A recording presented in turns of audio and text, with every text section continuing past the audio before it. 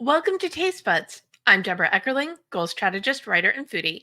And today I'm speaking with Chef Amy Jurist from Amy's Culinary Adventures. Welcome, Amy. Hi, thank you so much for having me. I really appreciate it. Well, I'm very excited to talk to you not just about food, but about pretty food because, oh my goodness, everything that you put out there is just gorgeous. So Thank you. let's start with that. Like, why? Why is it important for the food you serve to look good? Well, my dad was really into art and whimsical presentation of anything. He had lots of mobiles and stables, and he around his our house, and always had really cool um, toys for me to play with. And I realized when I look at the presentations that I do for our appetizers and desserts that it's completely derivative of the stuff that I had growing up.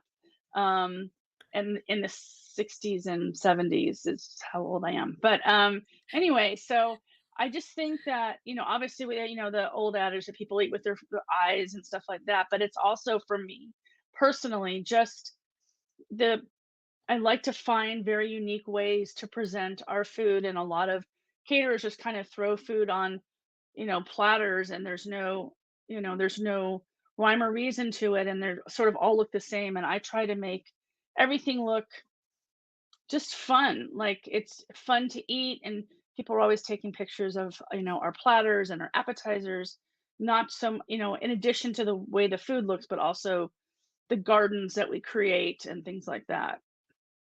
So I feel like I need to like rewind before we can go forward. So, have you always been Chef Amy, or was there a life pre Chef Amy? there was a pre-chef, Amy.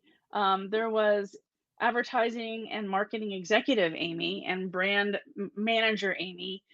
For about 20 years, I worked in ad agencies, particularly with Suisa Miller and um, Dentsu and Partners and a bunch of other ad agencies. And also, I worked at a couple television networks as vice president of marketing um, and brand manager, really helping to create um, the brands for these different products and clients and businesses, and really making sure that everything that came out from each company looked the same, felt the same, and you could tell that it was from that company. And that really informed the way I treat everything that I've done in my advertising background, as well as now in my catering business, which I've had for 20 years.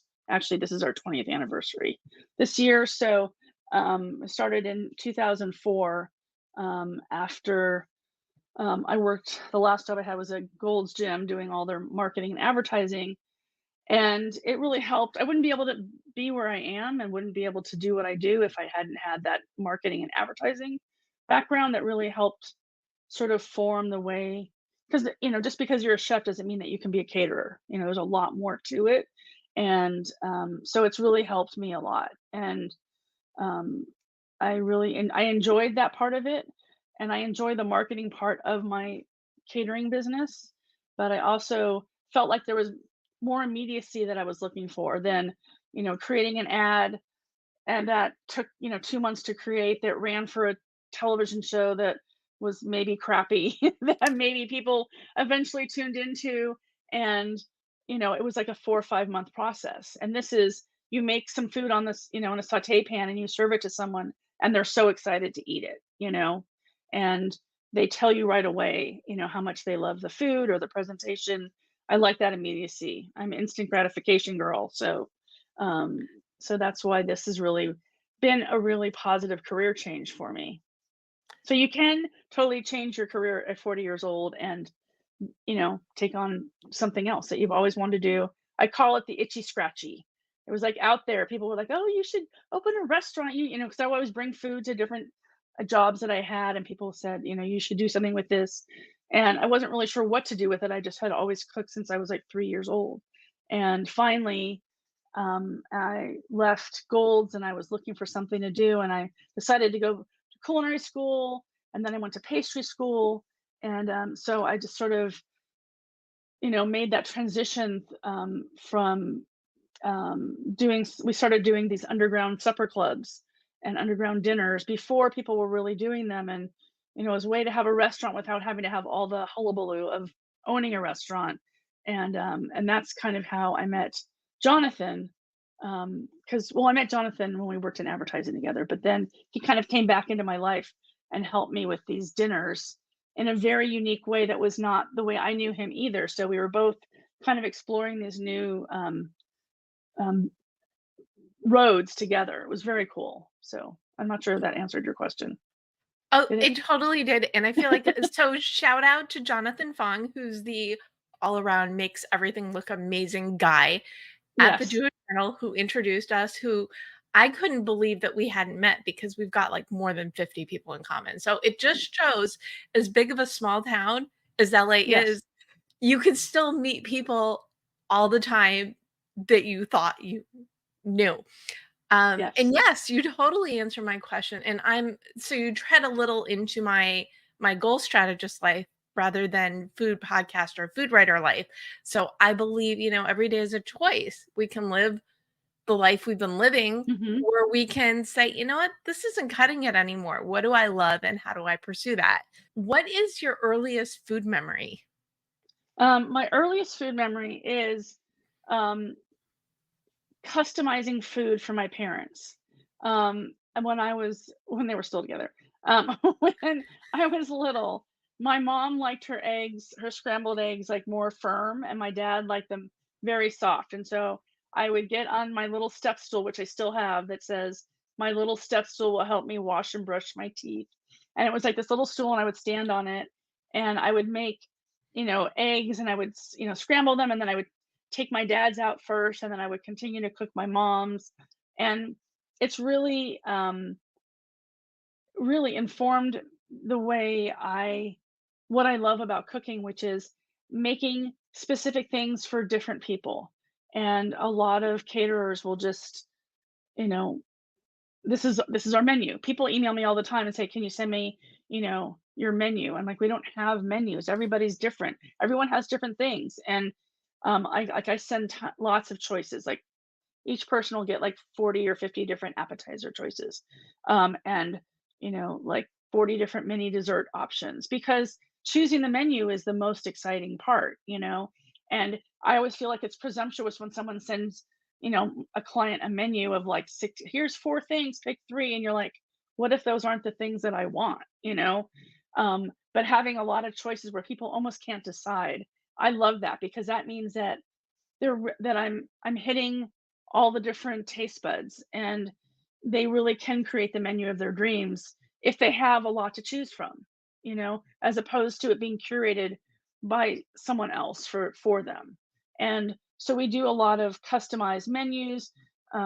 We had one of my favorite ones was a couple from England who had traveled all over the world, and they wanted their wedding menu to be one thing from each of the 9 countries that they had lived in. And like Turkey and um, New Zealand and Louisiana. And so we created, and France, and I picked all these different things, but a lot of other caterers they had spoken to just didn't know how to sort of work with that.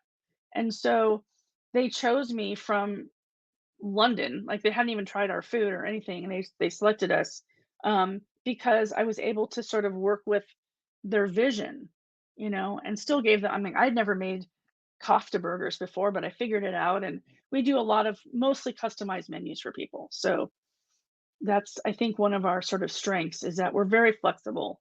It's an adventure, Amy's Culinary Adventures. So I that's kind of how the name came about. I love that. So basically, you're leading your dream life, and then you're Mhm. helping people have their dream menu in whatever the situation. Exactly. Yes, exactly. That's so cool. And what a great origin story. Do you think, in what ways do you think your Jewish background has influenced your journey as a culinary? I'm going to call you a culinary artist because you totally are. So, Oh, thank you. ha- so how do you think that has impacted how you became you?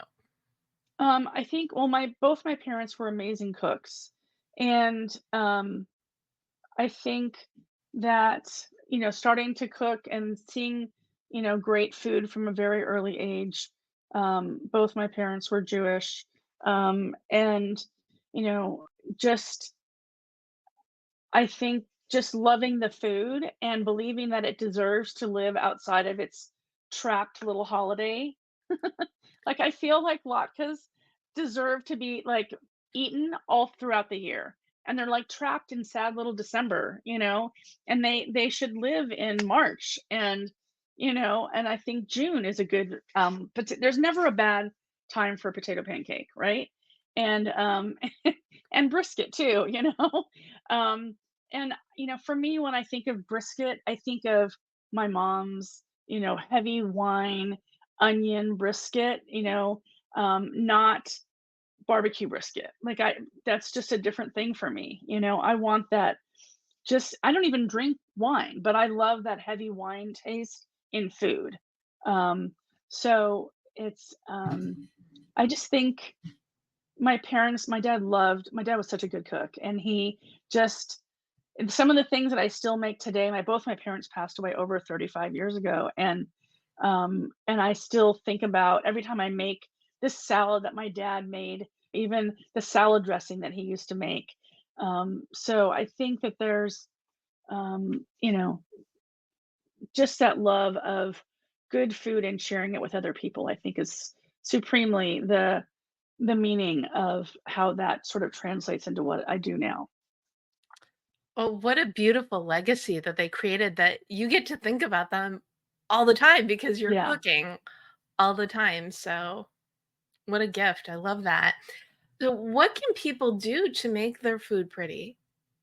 I think that like I always even walk around our inventory and try to find things to put together. And or even when you're I go through just stores and Home Goods is a really I don't know if you can mention like but I go to Home Goods every once in a while and just walk around. You got to walk both ways on the aisle to because sometimes there's like stuff hidden that you don't even see, and think about things that to use them in a way that isn't sort of what you were thinking. Like I was, in Home Goods and they had merged with some baby company and I don't have kids. So but I saw this weird little thing that was plastic and had little was white with like little green um whole things in it and it was like a baby bottle drying rack. And I've been looking for something to we do these really cute little ahi tuna tartare cones, and I was looking for something to put the cones in to stand them up, and it just looked whimsical and kind of almost cartoonish kind of, and it was like the perfect tuna cone holder, and it was just it just made me smile, like, I like things that are just make you smile. And that's just a $10 little thing. And it's so funny because I posted in this catering group I'm in with 4,000 caterers all over the world. And all of a sudden they all started buying this baby bottle drying rack. And it was like sold out from Bed Bath and Beyond. Um, but or even just I had these wood boxes that were just kind of sitting there and we never use them, and I was like, "Oh, I wonder if I could put a plate in the middle." And then we put some out and maybe I can send you a photo and you can, show it or something, but I put some, moss in there, and then now what we do is we use that all the time, and it's one of our signature designs, and we put flowers, fresh flowers in around it, so it looks like the food is sitting in a garden. And I just love how beautiful it is and how different it is, and we can change the flowers based on whatever the color theme is for whatever event we're doing. So, for some weddings are sort of blue and sage, and sometimes it's, pink and green or whatever, and we just kind of adjust the flowers, based on that. And I think I've even had stuff designed for me but you can go to to Trader Joe's or wherever and get flowers and kind of just put them around. You don't have to just have a plate on, food just sitting on a white plate. And for me, like cocktail picks, like I'm obsessed with. We have 3 giant bins full of all different kinds of unique cocktail picks and just things. I just Google cocktail picks all the time and try to find things that are unique. We cut and I'm very specific about how food is presented and um, like the experience of eating the food too. Like, a lot of people use those Hawaiian buns We use them for our barbecue chicken sliders. Um, um, but I make my staff cut the middles out of the bun because who wants to? I mean, a lot of my problem with those things is that they're so doughy and there's so much middle goo. There's so much dough. So we cut the middles out so you only have a top and a bottom. Then you don't need, first of all, you don't need as much meat because you're not having to fight with, 2 inches of bread that no one in the middle. And it's like, I think those details really make a difference. We cut the middles out of a lot of our bread, really making sure that the ratio of the meat and the coleslaw to the bread with the pick on the plate with the flowers, like all those things really create an experience for the guest, that's fun and exciting and delicious. So it really is about what is the whole big picture, right? Hmm. About Yes. what it, and for people at home, you know, it's nice, I would think, even if you're not entertaining, but every now and then to make your food look a little extra pretty, right? Right. Yes, exactly. And instead of just like, whenever I see, obviously I have a lot of Facebook friends. I love Facebook. It's a really great way for me to connect with, we've done so many parties for people from elementary school that I haven't seen in 45, 50 years, just because I post pictures and people see them and they're like, "Oh, that would be fun." And I think that um, just so I see a lot of photos from other people, and it's like there's always like when they make the plate of food themselves at home, it's like the meat's down, the potatoes are over here, the veggies are over here. But if you just stack the food, it makes such a huge difference. And you can, just by putting it all together, make it look like it's from a restaurant. So you put the potatoes, that little mound of your mashed potatoes down first, and then like 4 or 5 stems of asparagus diagonally across that, and then put your chicken, your salmon, whatever on top of that. And then your sauce around it. And that's so simple. People are so intimidated by plating. And even I was when I first started, I was like, I used to just give it up to my staff. I'm like, you guys do it, you know better, you've worked for other people. I've only worked for myself, so I can only do what I know from how I've done my own stuff. I don't have that experience of working for other people in the food world. So, but then I finally, with my branding background, I think I sort of found my voice, and it's sort of this whimsical, decadent, delicious, yummy decadence is really yummy decadence is kind of my brand. And it's beautifully presented, but not prissy or fussy is sort of what I say, and fun to enjoy and eat. And I think if people just look at their food and not be so scared about it, I think my advice a lot of times when I was growing up, my mom was horrible at the holidays because she had so much anxiety about getting all the food out, and she just it wasn't a pleasant experience. Um, and so sometimes I would go to another house where the food wasn't as good, but the experience was better because the anxiety level was a lot lower over there. So I don't know. I just went in a big circle, but hopefully that made some sense to somebody. Oh, it makes total sense. And I love how simple it is to make your food pretty. Just a little side note, so before I became obsessed with food and cooking, I Uh was huh. really more about, so I'm a reformed non-cook. I've only been, like, really obsessed with it since the last 7 years after I got an Instant Pot and realized cooking could be easy. Uh But huh. prior to that, I just always, because I was the kid, my job was to do the cracker, and the veggie trays growing up for Okay. when we had people over, and as an adult, I wanted to play with plating, and then shock of all shocks, you need to cook the food to plate it. So Right. that's kind of a Sometimes. little bit into little insight into my journey, but it's fun to play with it's fun to play with your food because you wanna eat things that Yeah. look good and appealing. So. Is there something that you know now about either cooking or presentation or whatever that you wish you knew when you started your culinary adventure? um, I just was so it's so ironic that what we're known for is the design and beautifulness of our presentation, and that when I started, it's the thing that scared me the most. And that I would, like I said, I would just, you know, I could make the food delicious, but I didn't know how to plate it properly. And, it took me on a journey to sort of learn that part of it, and that now it's the signature of our business, all these years later. So I think, you know, that is really what I learned and what has changed so much for me. And always looked good, but, like when I talk about sort of our tagline, it's, you know, um, decadent food and delicious presentation, because I really think that that's, you know, it can't just taste great. It's got to look pretty, and it can't just be pretty. It has to taste great. So, how's that? Wonderful. And it's terrific. Thank you so much for sharing all these secrets to making your food pretty. Where can people learn more about you and your business and everything, Amy? Sure. Our website is amy'sculinaryadventures.com. There's a Culinary Adventures with an S, and then also my Instagram is at Chef Amy J, and you can see sort of almost like a portfolio of the food that we do, on at Chef Amy J. And Facebook, you can always find me. I friend everybody, so if you want to be my friend, I'm available under Amy Jurist. Wonderful. I love that. And I always say, don't listen to or watch this podcast hungry. Do not look at Amy's pictures hungry, or else you'll just go a little bit like you'll just start drooling, which is, it's fine. I guess that's what you want.